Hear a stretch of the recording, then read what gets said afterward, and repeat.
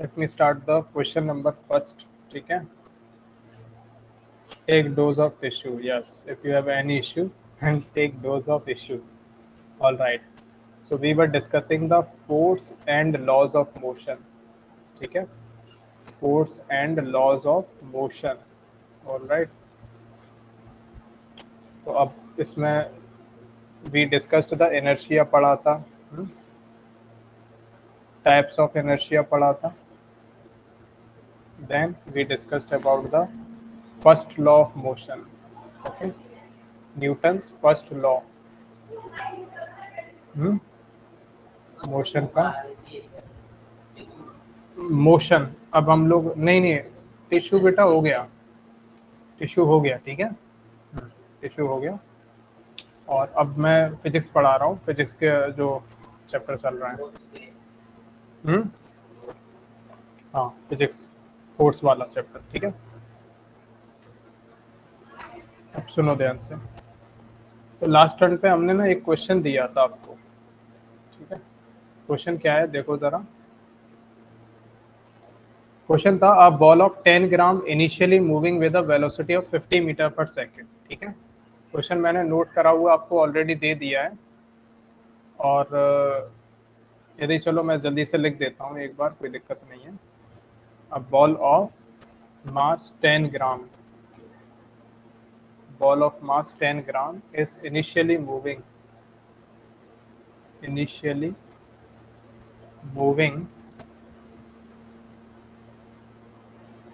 with a velocity of 50 meter per second. With a velocity of 50 meter per second on applying a constant force. On applying a constant force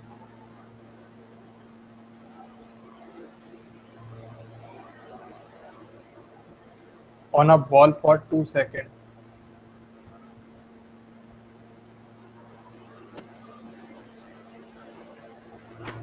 It acquires a velocity of it acquires a velocity of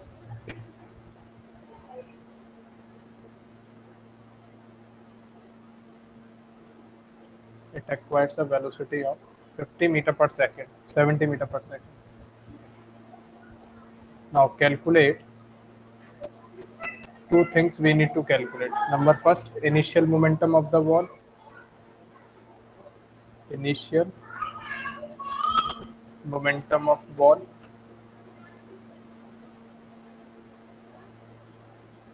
And number two, final momentum of ball. बेटा आपको ना प्रारंभिक संवेग निकालना है गेंद का और अंतिम संवेग निकालना है. ठीक है. तो क्वेश्चन देखो कैसे हम इसे अप्रोच करेंगे.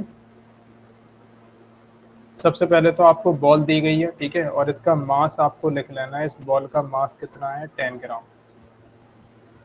ठीक है. Mass of the ball is 10 gram. Right.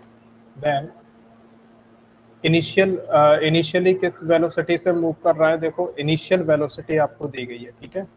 Initial velocity बेटा प्रारंभिक वेग होता है. ठीक है. क्या दिया है आपको? प्रारंभिक वेग. इनिशियल वेलोसिटी को u से रिप्रेजेंट करते हैं. तो u इक्वल्स टू 50 मीटर पर second on applying a constant force for a ball for 2 second. एक आपको फोर्स लग रहा है. हमें नहीं पता कौन कितना न्यूटन का फोर्स लग रहा है, बट इस बॉल पे क्या लग रहा है? एक फोर्स लग रहा है. ठीक है. 2 सेकेंड के लिए इस पर फोर्स लगा और इसकी वेलोसिटी ना 70 मीटर पर सेकेंड हो गई. वेलोसिटी कितनी हो गई इसकी? 70 मीटर पर सेकेंड. फाइनल वेलोसिटी कितनी हो गई इसका? अंतिम वेग. ठीक है. फाइनल वेलोसिटी आपका 70 मीटर पर सेकेंड हो गया. अब आपको कैलकुलेट क्या करना है? इनिशियल मोमेंटम कैलकुलेट करना है.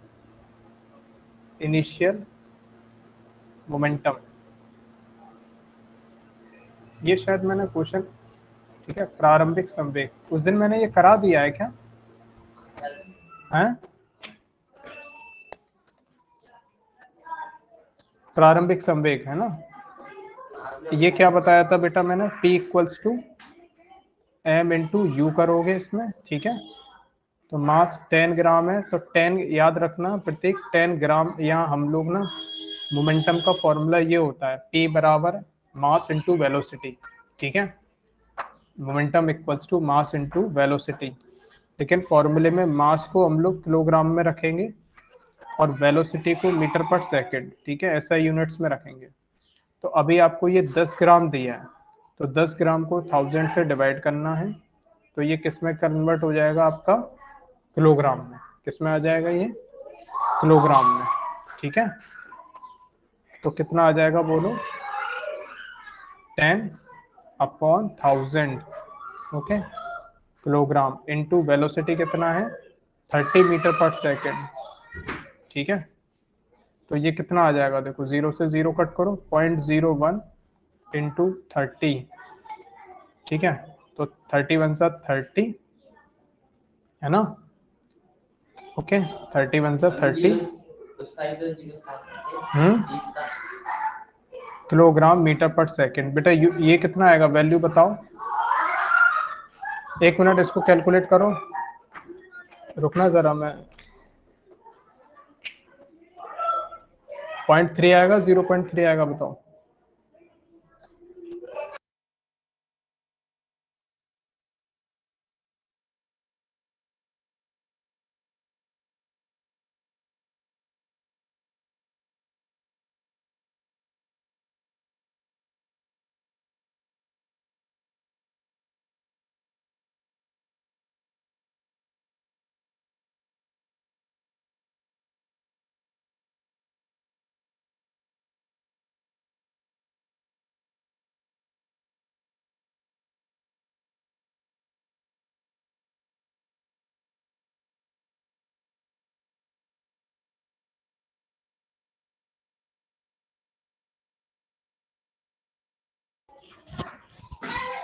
हाँ बेटा,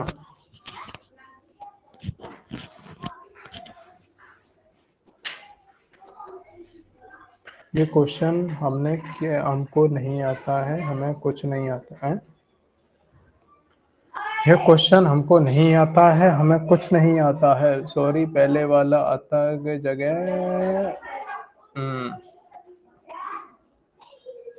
आता है ना, ठीक है, कोई बात नहीं, देखो मैं समझाता हूँ। तो कितना आएगा ये, 30 का इंटू 1 से करोगे तो 31 से 30, और फिर 0.30 आएगा ना,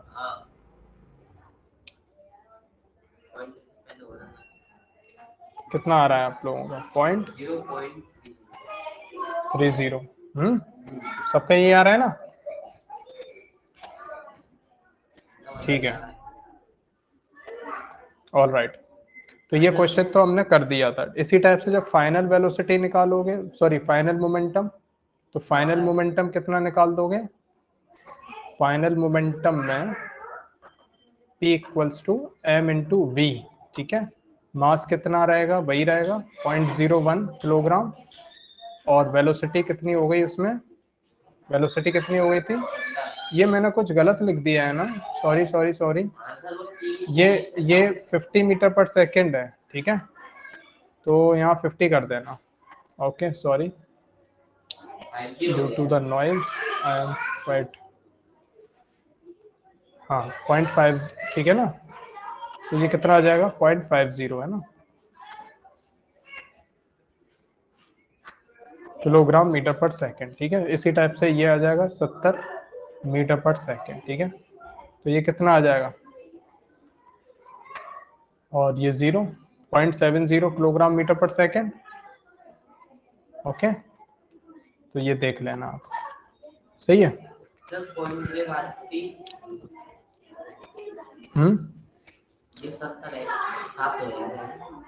हाँ, इसको याद रखना बेटा, बहुत अच्छी बात पूछी, 0.7 किलोग्राम मीटर पर सेकेंड, ठीक है। इसका मतलब यही है ना, इसको 70 नहीं, 0.70 का मतलब है 0.7, ठीक है, दोनों वैल्यू एक ही है, कोई डिफरेंस नहीं है, ठीक है। बस वहाँ दशमलव के 2 डिजिट तक लिया है और यहाँ पर हमने 1 डिजिट तक लिया है, ठीक है। उसके बाद एक हैमर वाला और नेल वाला एक क्वेश्चन दिया था, है ना, जिसमें आपसे फोर्स भी निकलवा रहा था, है ना। तो बेटा एक काम करते हैं हम, अपना सेकंड लॉ, न्यूटन का सेकंड लॉ पढ़ते हैं पहले, ठीक है, क्योंकि सेकंड लॉ पढ़ने के बाद ही आपको वो क्वेश्चन निकालना ठीक रहेगा, ठीक है। हेडिंग लिख लो, Newton second law of motion.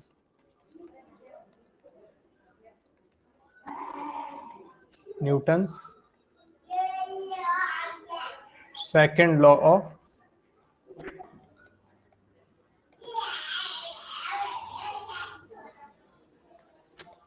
Motion.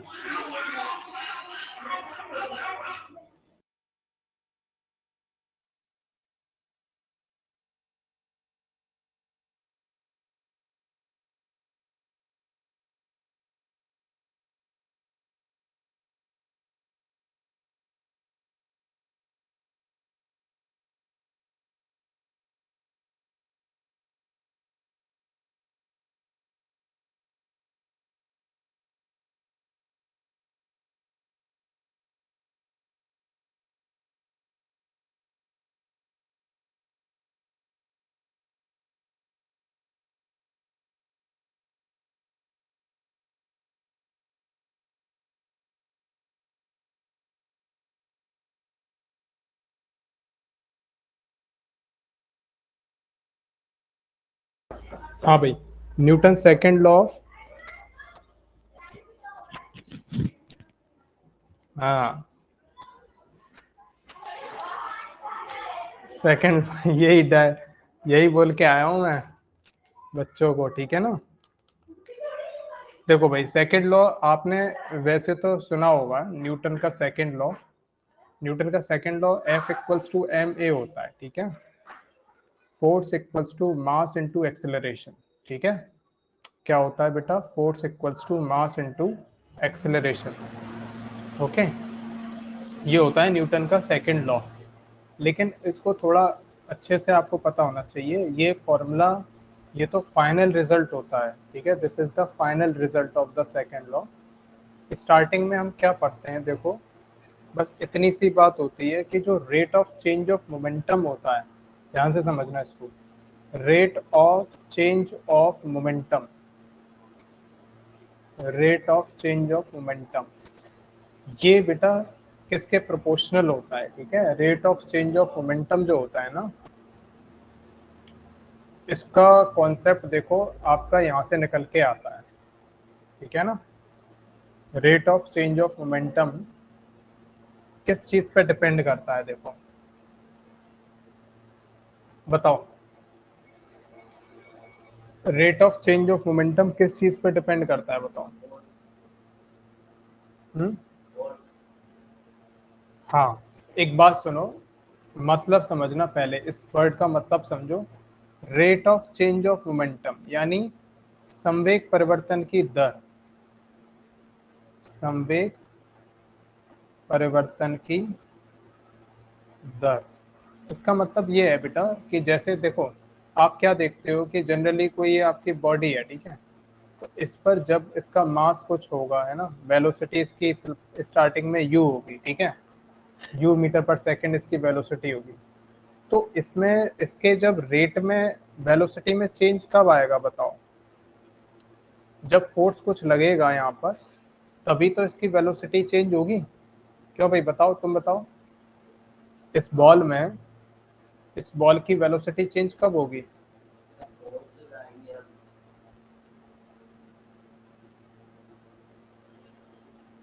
मास ज्यादा तो मोमेंटम ज्यादा। सुनो, इस बॉडी पर जब हमारा फोर्स लगेगा तभी तो इसके वेलोसिटी में चेंज आएगा ना। आप कहते हो कि अभी ये इनिशियल वेलोसिटी यू से था, और फिर थोड़ी देर बाद फोर्स लगा, मतलब आपने फोर्स लगाया और इसने वेलोसिटी अटेन कर ली वी मीटर पर सेकंड, ठीक है। तो यू मीटर पर सेकंड से वी मीटर पर सेकंड इसकी वेलोसिटी हो गई, वेग हो गया, ठीक है। तो अब जो बेटा ये जो चेंज ऑफ वेलोसिटी हुआ है ना, इसको हम टाइम के रेस्पेक्ट में देखते हैं कि विद इन टाइम, टाइम भी तो रहा होगा ना। मान लो टी बराबर 0 सेक, टी बराबर 1 सेकंड पे तो इसकी वेलोसिटी आप कहोगे वी मीटर पर सेकंड थी, और टी इक्वल्स टू 2 सेकंड पर मान लो दूसरे सेकंड पर वेलोसिटी हो गई वी मीटर पर सेकंड। तो जब भी कभी ये वर्ड आए ना, rate, rate of change, rate का मतलब होता है विद रिस्पेक्ट टू टाइम, यानी आप क्या कर रहे हो, मोमेंटम में चेंज ऑब्जर्व कर रहे हो। Rate of change of momentum को आप किससे ऑब्जर्व कर रहे हो, विद रिस्पेक्ट टू टाइम। ठीक है, टाइम के साथ आप चेक करोगे कि टाइम के साथ कितना चेंज हो रहा है। जैसे फॉर एग्जांपल इनिशियल मोमेंटम क्या था इसका बताओ। इस केस में अगर आप इनिशियल मोमेंटम कैलकुलेट करो, इनिशियल मोमेंटम आप क्या बोलोगे, जैसे P1, P1 बेटा क्या होगा, m इंटू यू, क्या होगा, m इंटू यू। P1 क्या है, प्रारंभिक मोमेंटम, संवेग, क्या है ये, प्रारंभिक संवेग। देखो जब t बराबर 1 सेकंड पर बॉडी आपकी यहाँ पर रखी है, ठीक है, यहाँ स्टार्टिंग में, तो जब यहाँ पर है तब इसका मोमेंटम कितना होगा, तो आप कहोगे P1 बराबर m इंटू वी यू। सही है, यहाँ तक अग्री हो। इसी टाइप से अगर आप फाइनल मोमेंटम देखो after time t, final momentum कितना हो जाएगा, फाइनल मोमेंटम आप कहोगे फाइनल मोमेंटम P2 बराबर mass into final velocity. This is your equation number 2। ठीक है, अब ये जो दो इक्वेशन है, अब हम देखते हैं कि rate of change of momentum, rate of change of momentum, momentum का जो चेंज होने का रेट है ना, वो कितना आएगा, तो वो आप कहोगे कि सर मोमेंटम चेंज होने का रेट मतलब P2 minus P1 upon time.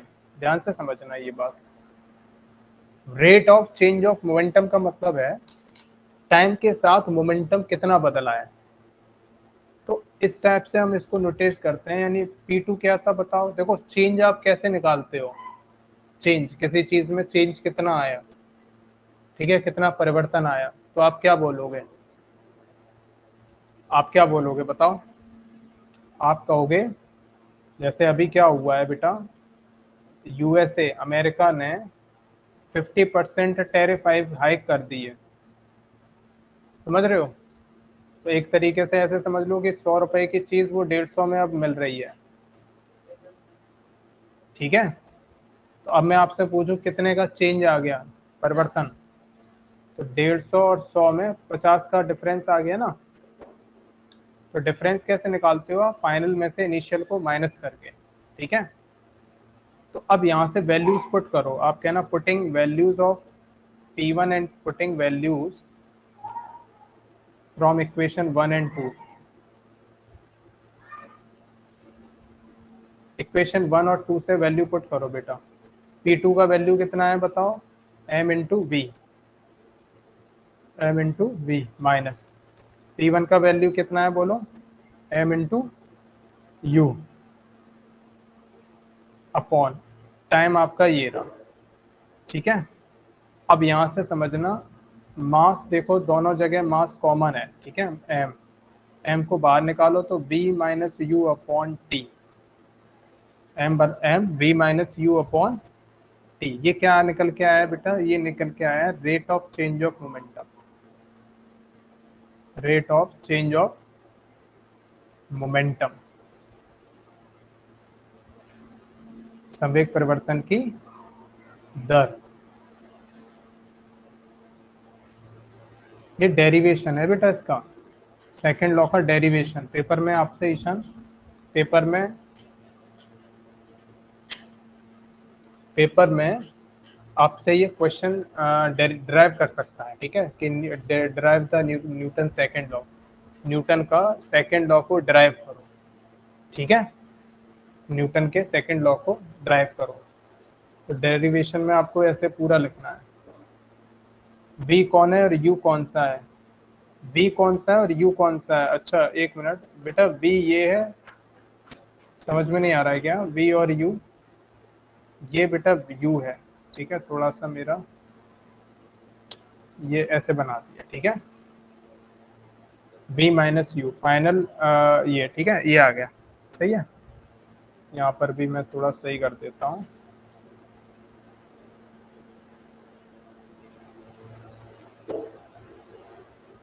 Okay, अब समझ आ रहा होगा। तो अब ये न्यूटन क्या कहते हैं कि ये जो बेटा मोमेंटम के रेट में जो चेंज आएगा ना, मोमेंटम के रेट में जो चेंज आएगा वो किस वजह से आया बताओ? फोर्स की वजह से, ठीक है। तो वो कहते हैं कि ये प्रोपोर्शनल होता है फोर्स के, यानी rate of change of momentum जो होता है ना, वो फोर्स के प्रोपोर्शनल होता है। क्या बोलोगे आप? Rate of change of momentum, rate of change of momentum is directly proportional to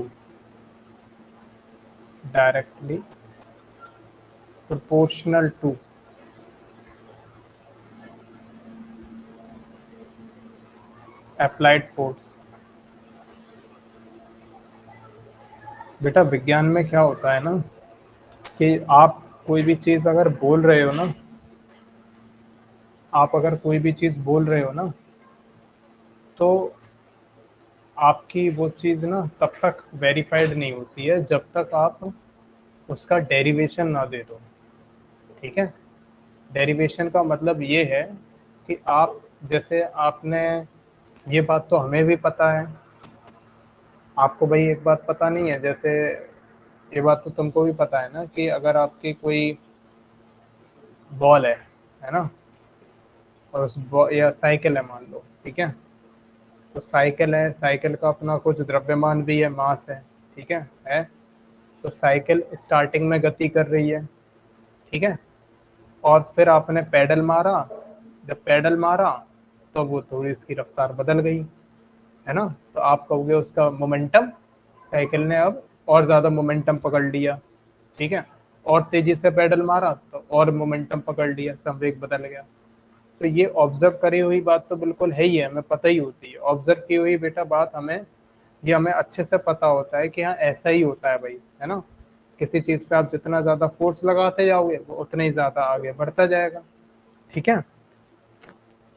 लेकिन विज्ञान में क्या करना पड़ता है कि प्रूफ देना पड़ता है पूरा, कि आप ये कह रहे हो कि मोमेंटम चेंज हो रहा है ना, और फोर्स की वजह से मोमेंटम चेंज हो रहा है, तो प्रूफ करके बताइए।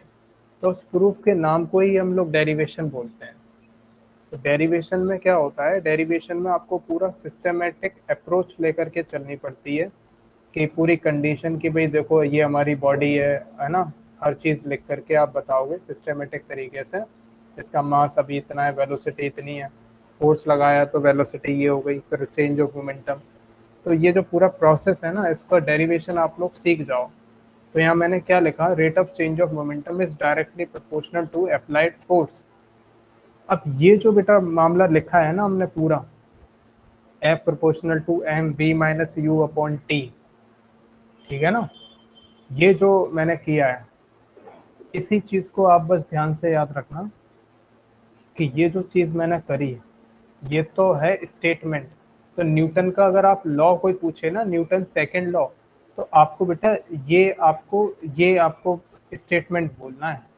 ये स्टेटमेंट और ये एक्सप्रेशन सेकंड लॉ है, और जो हम F equals to M A बोलते हैं वो तो फाइनल रिजल्ट है। स्टेटमेंट ये है बेसिकली न्यूटन सेकंड लॉ का, ठीक है। मैं इसको एक बार हिंदी में भी लिख देता हूँ। क्या है कि संवेग परिवर्तन की दर, संवेग परिवर्तन की दर लगाए गए बल के अनुक्रमानुपाती होती है।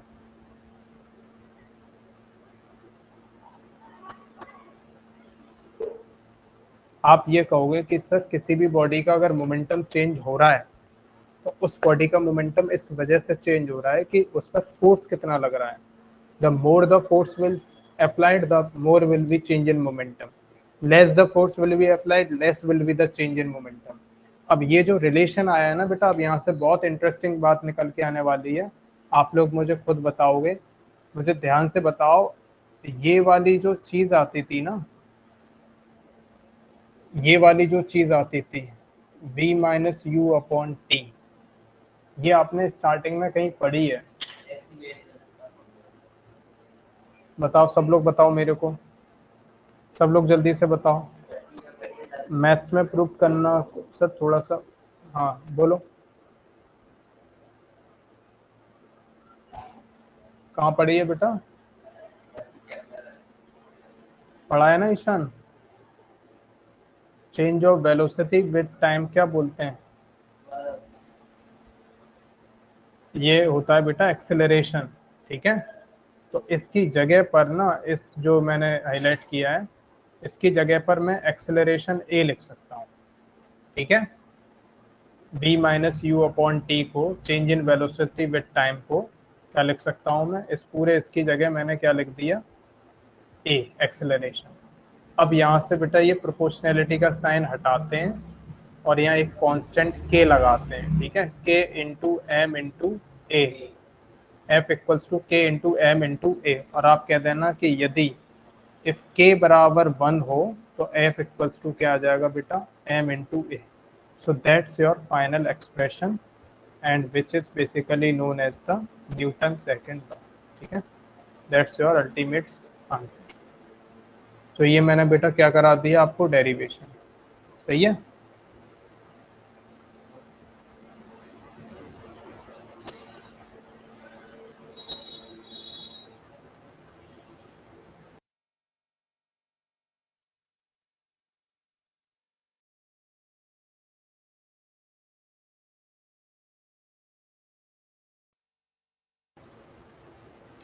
ठीक है बेटा, समझ गए ना? तो अब बस, अब वो वाला क्वेश्चन जो हैमर वाला क्वेश्चन है ना, हैमर वाला अब तुम इस फॉर्मूले से कर लोगे। ठीक है, हैमर वाला जो क्वेश्चन है, जो मैंने हैमर वाला क्वेश्चन दिया था, उसमें अब आप यही चीज लगाना और सेम आप इसको कर सकते हो। ठीक है, चलो तो अभी तो ठीक है ना। एक क्वेश्चन मैंने और दिया था, याद है किसी को?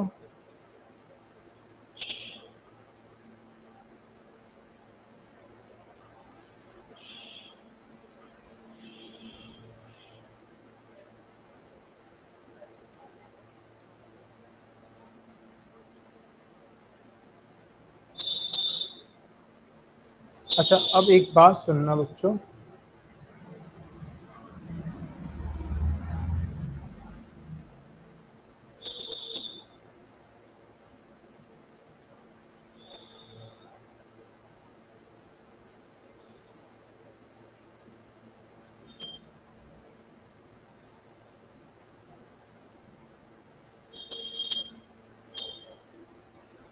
पहले ये बताओ, ये सब क्लियर हो गया ना?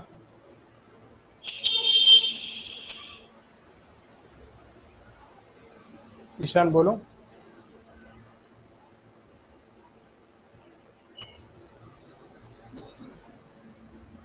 हेलो। पता नहीं? क्या चीज़ पता नहीं? क्या हो गया? क्या कह रहे हो पता नहीं? ये डेरिवेशन समझ आया? कुछ डेरिवेशन ये बताओ पहले। Derivation.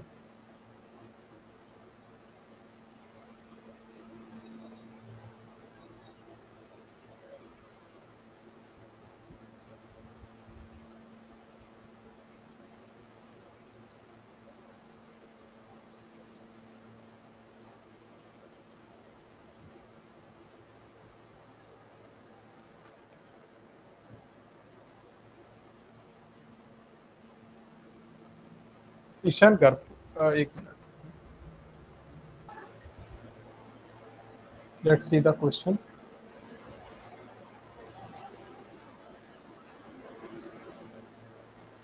A car of mass 1000 kilogram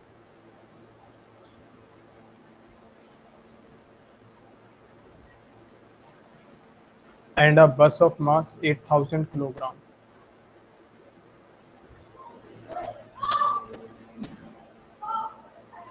Bus of mass 8000 kilogram are moving with the same velocity.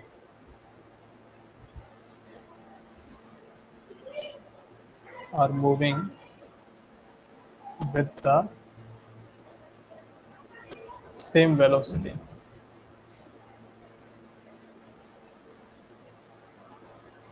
Moving with the same velocity of 36 kilometer per hour.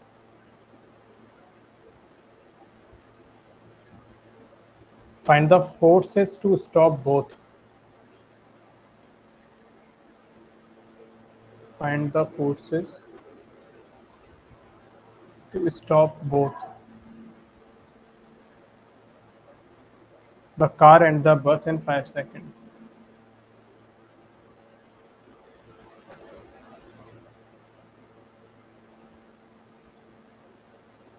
ठीक है बेटा, इस क्वेश्चन को करके देखना आप. ओके.